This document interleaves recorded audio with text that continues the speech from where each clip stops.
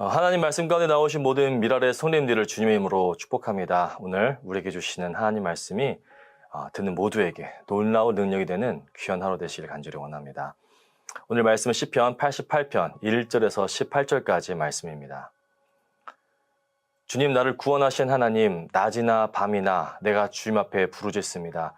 내 기도가 주님께 이르게 하시고 내 울부짖음에 귀를 기울여 주십시오. 나는 고난에 휩싸이고 내 목숨은 스올의 문턱에 다다랐습니다. 나는 무덤으로 내려가는 사람과 다름이 없으며 기력을 다 잃은 사람과 같이 되었습니다. 이 몸은 또한 죽은 자들 가운데 버림을 받아서 무덤에 누워있는 살해된 자와 같습니다. 나는 주님의 기억에서 사라진 자와 같으며 주님의 손에서 끊어진 자와도 같습니다. 주님께서는 나를 구덩이의 밑바닥, 칠흑같이 어두운 곳에 던져 버리셨습니다. 주님은 주님의 진노로 나를 짓눌렀으며 주님의 파도로 나를 압도하셨습니다. 주님께서는 나의 가까운 친구들마저 내게서 멀리 떠나가게 하시고 나를 그들 보기에 역겨운 것이 되게 하시니 나는 갇혀서 빠져나갈 수 없는 몸이 되었습니다. 고통으로 나는 눈마저 흐려졌습니다. 주님, 내가 온종일 주님께 부르짖으며 주님을 바라보면서 두 손을 들고 기도하였습니다. 주님은 죽은 사람에게 기적을 베푸시렵니까? 혼백이 일어나서 주님을 창하겠습니까? 무덤에서 주님의 사랑을, 죽은 자의 세계에서 주님의 성실하심을 이야기할 수 있겠습니까? 흑암 속에서 주님의 기적을, 망각의 땅에서 주님의 정의를 경험할 수 있겠습니까? 주님, 내가 주님께 부르짖고 첫 새벽에 주님께 기도드립니다. 주님, 어찌하여 주님은 나를 버리시고 주님의 얼굴을 감추십니까? 나는 어려서부터 고통을 겪었고 지금까지 죽음의 문턱에서 살아온 몸이기에 주님께로부터 오는 그 형벌이 무서워서 내 기력이 다 쇠잔해지고 말았습니다. 주님의 진노가 나를 삼켰으며 주님의 무서운 공격이 나를 파멸시켰습니다. 무서움이 날마다 홍수처럼 나를 에워쌌으며 사방에서 나를 둘러쌌습니다. 주님께서 내 사랑하는 사람들과 이웃을 내게서 떼어 놓으셨으니 오직 어둠만이 나의 친구입니다. 우리가 일반적으로 알고 있는 시편의 내용은 찬양, 감사, 회복과 승리의 노래로 알고 있습니다. 구원받을 자격 없는 자를 선택하셔서 구원하시고 구원의 기쁨을 누리며 살아가길 하나님께서는 원하십니다. 모든 상황 속에서 하나님은 늘 찬양과 감사의 내용으로 나아갈 수 있는 결과를 허락하셨습니다. 하지만 오늘 함께 읽으신 시편 88편은 우리가 알고 있는 시편의 내용과는 조금 다릅니다.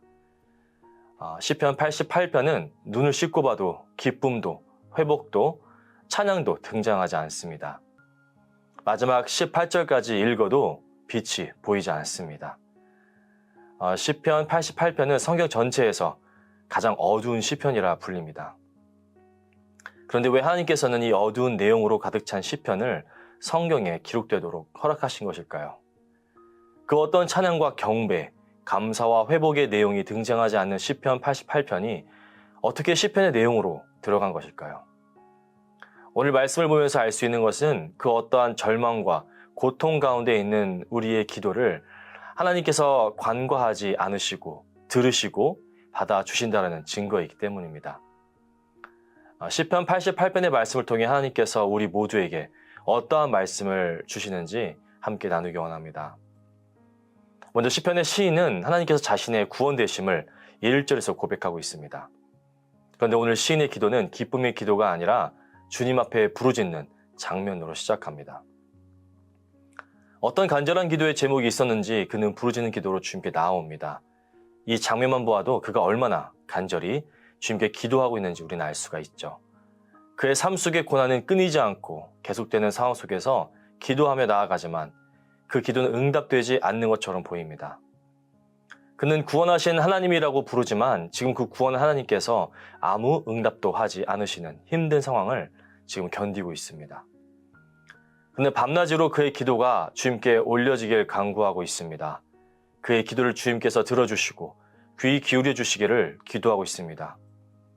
기도하고 있는 상황 속에서도 그의 삶은 여전히 고난에 휩싸여 있다는 것을 알 수 있습니다. 그의 부르짖음은 그냥 부르짖음이 아닙니다. 죽을 것 같은 고통 속에서 하나님을 찾는 간절한 부르짖음입니다. 그렇다면 그는 누구이기에 이렇게 하나님께 그의 고통을 호소하고 있으며 또 어떠한 상황이 있었기에 이런 고난 가운데 처해 있는 것일까요? 오늘 시편 88편의 시인은 헤만이라는 사람이었습니다. 헤만은 바로 고라 자손으로서 그 중에 지혜자였습니다. 이 뜻은 헤만은 믿음이 깊은 사람, 하나님을 오랫동안 섬겨온 사람이었다는 것을 우리는 알 수가 있죠. 평생을 하나님을 섬기며 신앙생활했던 믿음의 사람이었습니다. 그런 사람이 지금 이런 시편 88편과 같은 기도를 주님께 드리고 있는 것입니다. 고난에 휩싸이고 목숨은 스올의 문턱에 다다랐고 죽은 자들 가운데 버림을 받고 무덤에 누워있는 살해된 자와 같으며 주님의 손에서 끊어진 자와도 같다라고 절규하고 있습니다. 시인은 그와 처한 상황을 6절과 또 7절에서 표현하고 있습니다. 주님께서는 나를 구덩이의 밑바닥, 칠흑같이 어두운 곳에 던져버리셨습니다. 주님은 주님의 진노로 나를 짓눌렀으며 주님의 파도로 나를 압도하셨습니다. 그것뿐만이 아닙니다. 시인의 한탄에는 하나님께서 그의 가까운 친구들을 떠나가게 하셨고 그들이 시인을 볼 때 역겨운 것이 되게 하셨다라고 말하며 결국 그 고통으로 그의 눈마저 흐려졌다고 고백합니다. 우리가 인생을 살다 보면 참 많은 일들을 겪게 됩니다. 절망스러운 상황들도 만나게 됩니다. 아무리 몸부림쳐도 끝나지 않을 것 같은 문제들을 만날 때도 있습니다. 시인도 마찬가지입니다. 그는 이제 하나님 앞에서 논리로 하나님을 설득하려고 합니다. 10절과 11절입니다. 주님은 죽은 사람에게 기적을 베푸시렵니까? 혼백이 일어나서 주님을 찬양하겠습니까? 무덤에서 주님의 사랑을, 죽은 자의 세계에서 주님의 성실하심을 이야기할 수 있겠습니까? 지금 자기 자신을 살려주시지 않으면 죽은 후에는 하나님을 찬양할 수도 주의 진리를 선포할 수도 없다고 말합니다. 시인은 하나님께 왜 자신을 버리셨는지 묻습니다. 왜 하나님의 얼굴을 감추셨는지 그의 답답한 마음을 하나님께 토설하고 있습니다. 하나님께 이 질문을 하는 이유는 하나님께 어떠한 답변을 듣기 위해서라기보다는 시인을 향한 하나님의 침묵에 대한 절규라고 볼 수 있습니다. 하나님께서 왜 이렇게 자기 자신에게 침묵으로 일관하시는지 그의 깊은 마음속으로부터 올라오는 절규입니다. 그런데 우리가 주목해야 할 것이 있습니다. 그것이 무엇일까요? 그것은 바로 시인이 이 모든 불평과 절규를 그 누구에게도 아닌 오직 하나님을 향한 것이었다는 것입니다. 맞습니다. 그의 상황은 너무나도 절망적이고 고통과 어둠 속을 헤매는 듯한 모습입니다. 하지만 그의 모든 기도는 그의 기도의 대상이신 하나님을 절대 떠나지 않았습니다. 아무리 힘들고 어려운 상황이라 할지라도 그는 절대 하나님을 떠나지 않았습니다. 하나님을 떠나서는 답이 없다는 것을 그는 잘 알고 있었던 것입니다. 비록 어두운 긴 터널 가운데 있다 할지라도 그는 끝까지 오직 하나님께 말하고 있습니다. 우리는 하나님을 향한 우리의 기도를 멈춰서는 안 됩니다. 하나님께서 나를 버리신 것 같은 기분이 든다 해도 하나님은 절대 우리를 버리지 않으십니다. 아무리 인생의 바닥을 치고 있다 해도 하나님은 절대 실수하지 않으시고 우리를 늘 붙드시고 돌보시는 분이시기에 어떤 상황 속에서도 우리의 기도는 절대 중단되어서는 안 되는 것입니다. 그런데 만약 우리가 시인의 입장이라면 어떨까요? 시인의 고백이 등장하는데 15절을 함께 보시겠습니다. 나는 어려서부터 고통을 겪었고 지금까지 죽음의 문턱에서 살아온 몸이기에 주님께로부터 오는 그 형벌이 무서워서 내 기력이 다 쇠잔해지고 말았습니다. 시인이 겪은 고통은 하루 이틀 겪은 고통이 아니었습니다. 그는 어려서부터 고통을 겪었습니다. 일시적인 고통이 아니었습니다. 그는 평생 그 고통 속에서 살아왔던 것입니다. 그의 삶은 결코 쉬운 삶이 아니었음을 우리는 알 수가 있습니다. 길을 찾을 수 없을 때 그는 기도했고 끊임없이 기도했습니다. 자칫 하나님을 떠날 수도 있었을 텐데 그는 그의 모든 고통, 불만, 절규와 절망을 오직 하나님께 털어놓습니다. 끝까지 하나님을 떠나지 않고 그의 마지막까지 오직 하나님만 붙들며 나아가게 됩니다. 그리고 시편 88편의 마지막 18절은 이렇게 마칩니다. 주님께서 내 사랑하는 사람들과 이웃을 내게서 떼어 놓으셨으니 오직 어둠만이 나의 친구입니다. 오직 어둠만이 나의 친구라고 하나님께 말하며 나아가는 시인의 모습. 성경 전체를 통틀어서 이렇게 마지막 부분을 오직 어두움만이 나의 친구로 마치는 시편은 오직 88편 하나뿐입니다. 그런데 우리가 오해해서는 안 됩니다. 이렇게 부정적으로 끝났다고 해서 시인이 하나님을 불신했다라고 볼 수 없기 때문입니다. 오히려 끝까지 하나님께 자신의 솔직한 감정과 상태를 말하는 신앙의 고백입니다. 믿음은 항상 밝지만은 않습니다. 하지만 믿음은 끝나지 않을 것 같은 어두움 속에서도 살아계신 하나님께 매달리는 것입니다.